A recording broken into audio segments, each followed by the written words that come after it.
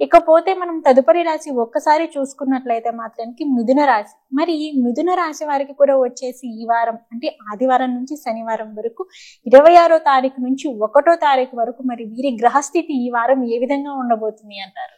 మిథున రాశి వారికి ఏమైంది అంటే గ్రహాలన్నీ కూడా 12వ స్థానంలో పడుతున్నాయి. రవి గాని, గురుడు గాని, శుక్రుడు గాని, అలాగే ఈ వారంలో వచ్చేటువంటి బుధుడు గాని, ఇవన్నీ కూడా 12వ స్థానంలో ఎక్కువ పడుతుంది. వ్యయస్థానము అని దానికి పేరు. ఎప్పుడైతే వ్యయంలో ఈ గ్రహాలు ఎక్కువగా కలిసి ఉంటాయి, ఖర్చు అయిపోతూ ఉంటుంది. అది డబ్బు అనే కాదు, డబ్బు ఖర్చు అవుతుంది, అలాగే ఎనర్జీ మనకు ఉండేటువంటి శక్తి ఖర్చు అవుతుంది. ఆ ఓపిక, దాన్ని ఏమంటారు, ఆ ఒక రకమైనటువంటి ధైర్యం కూడా తగ్గిపోతుంది. అలాగే వాటితో పాటు మీకు ఉండేటువంటి సమయాన్ని కూడా ఈ గ్రహస్థితి ఖర్చు చేసేస్తుంది. అంటే ఆర్థికంగా ఖర్చు ఉంటుంది, ఆరోగ్యపరంగా కొంత శ్రమ ఎక్కువగా ఉంటుంది, టైము, ఎనర్జీ ఇవన్నీ కూడా ఖర్చు అవుతూ ఉంటాయి.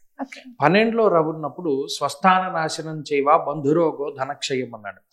అంటే ఈ 12లో రవి ఏం చేస్తారయ్యా అంటే స్థానచలనాన్ని కలగజేస్తారు. ఉన్నటువంటి ప్రాంతాన్ని వదిలిపెట్టి వేరే ప్రాంతానికి, ఉద్యోగంలో ఒక ప్రాంతాన్ని వదిలిపెట్టి వేరే ప్రాంతానికి వెళ్ళాలి అంటే చాలా కష్టం.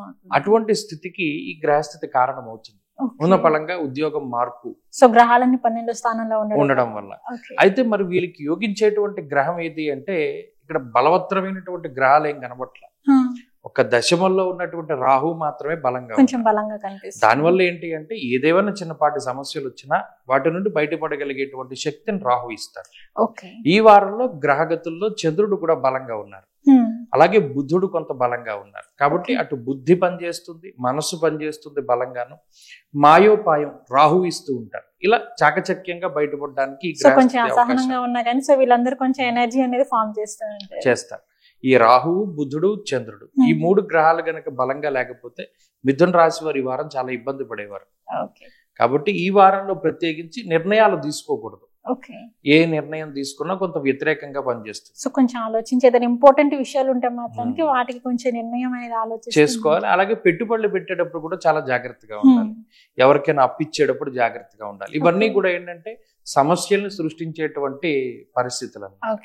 ఓకే గురుగారు, మిథున రాశి వారికి వచ్చేసి ఈ వారం ఎలా ఉంటుంది అనేసి అని చెప్పారు. కాస్త అటు ఇటు గ్రహాలు అనుకూలించకపోవడం వల్ల కొంచెం వారికి కష్టంగానే ఉంది అన్నారు.